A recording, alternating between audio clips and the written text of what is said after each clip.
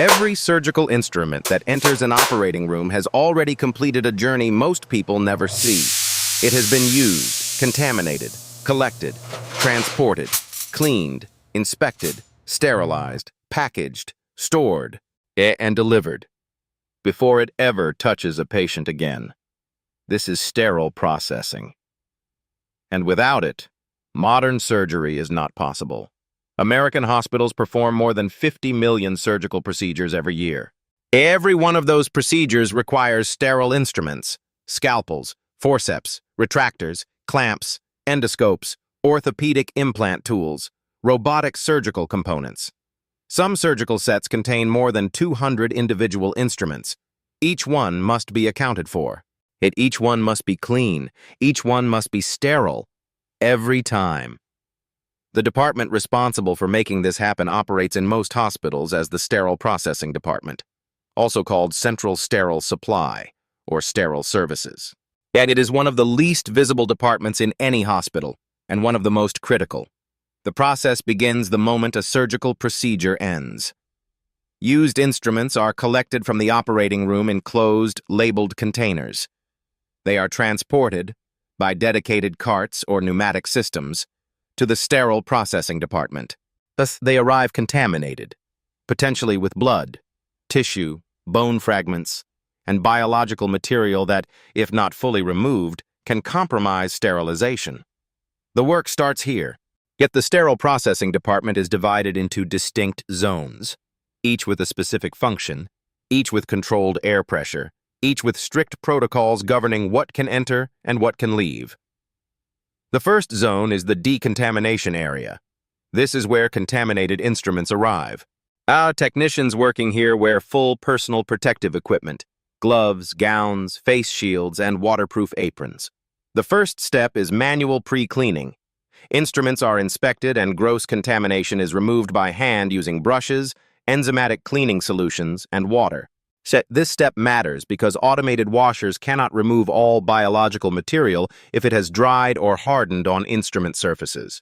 Time between use and cleaning is tracked, as most protocols require instruments to reach the decontamination area within a defined window after use, because dried contamination is significantly harder to remove and can protect microorganisms from sterilization.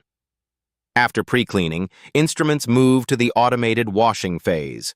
As automated instrument washers, similar in principle to industrial dishwashers but designed specifically for surgical instruments, run instruments through multiple cleaning cycles using enzymatic detergents that break down biological material, high-temperature hot water rinses, and lubrication treatments that protect instrument moving parts, and a final purified water rinse that leaves no chemical residue.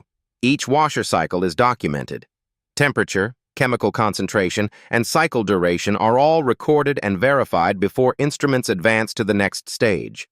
Clean instruments then move to the inspection and assembly area. This is where technicians examine every instrument individually, under magnification, under specialized lighting. They are checking for residual soil or biological material that the washer did not remove, corrosion or pitting on instrument surfaces, damage to cutting edges or tips, proper function of hinges, ratchets, and locking mechanisms. Any instrument that fails inspection is removed from the set, sent for repair, or removed from service entirely. It does not proceed to sterilization.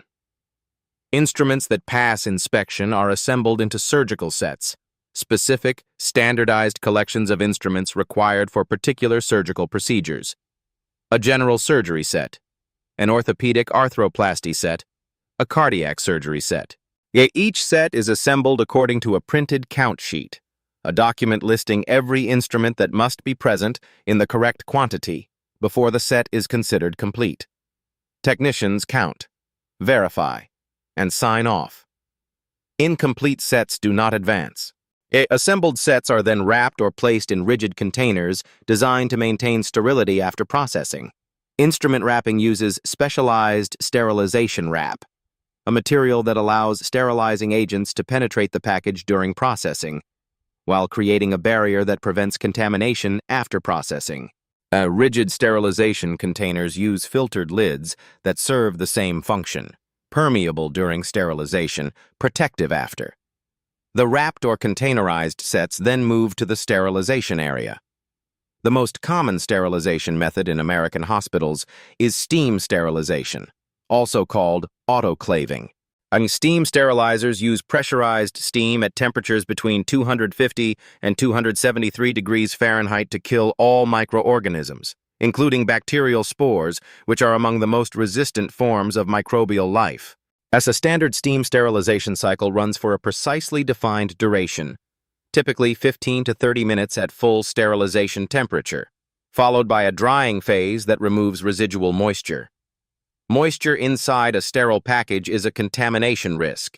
It can allow microorganisms to migrate through packaging materials. Dry packs only. Every sterilization cycle is monitored by 3 independent verification systems. Chemical indicators, strips or labels that change color when exposed to the correct sterilization conditions, are placed inside every package and on the outside of every package. Mechanical indicators, the sterilizer's own digital recording of temperature, pressure, and cycle duration, are printed and filed for every cycle. And biological indicators, vials containing actual bacterial spores designed to survive everything except successful sterilization, are run at regular intervals to confirm the sterilizer is performing correctly. If a biological indicator shows surviving spores, the sterilizer is taken offline, and every load processed since the last passing test is reviewed, and affected sets may be recalled from storage or from the OR. Not all instruments can tolerate the heat and moisture of steam sterilization. Flexible endoscopes, some robotic surgical components, heat-sensitive plastics and optics. For these instruments, alternative sterilization methods are used. Ethylene oxide sterilization uses a chemical gas that penetrates packaging and kills microorganisms at low temperatures, but requires long aeration cycles to remove toxic gas residue before instruments are safe to use. But hydrogen peroxide plasma sterilization, a newer technology, uses vaporized hydrogen peroxide and low-temperature plasma energy for faster cycles with lower toxicity. Each method has specific applications, specific limitations, and specific documentation requirements. After sterilization, processed sets move to the sterile storage area.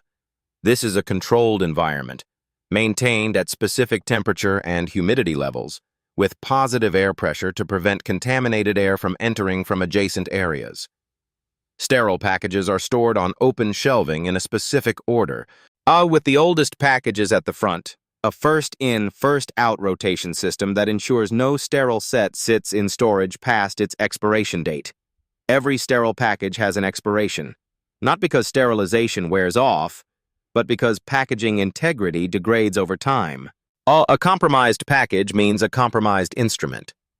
When the OR schedules a procedure, a request is sent to sterile processing. The specific sets required for that procedure are pulled from storage, verified against the surgical schedule, and delivered to the operating room, timed to arrive before the patient enters the room. In the OR, the scrub technician opens each sterile package using a aseptic technique, peeling the package open without touching the sterile inner contents, and placing the instruments on the sterile field. If a package shows any sign of damage, moisture, or compromised seals, it is rejected, not used, returned to sterile processing. The scope of this operation in a large American hospital is significant.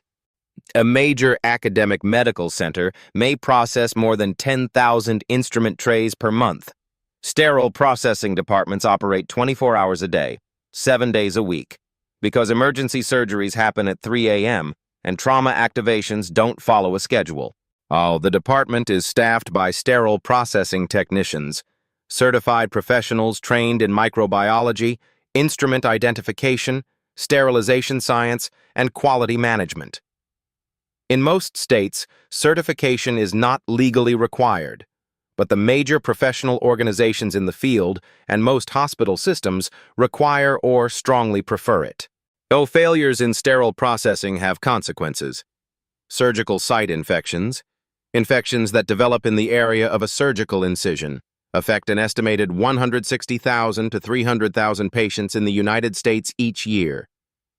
While not all of these result from sterile processing failures, this instrument contamination is a documented contributing factor in a subset of cases. When sterile processing failures occur at scale, a sterilizer malfunction, a documentation lapse, a contaminated lot of instruments, hospitals may be required to notify patients who received care during the affected period, to offer testing, to conduct investigations, and to correct the process failure before resuming normal operations.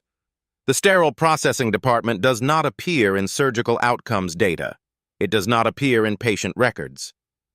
The patient on the table never meets the technician who cleaned the instruments that will be used in their surgery. But the work of that technician. The inspection under the magnifying glass, the count sheet verified and signed, the biological indicator checked and filed, the sterile package delivered intact to the OR, is the foundation on which every surgical procedure rests. Without it, the surgery cannot begin.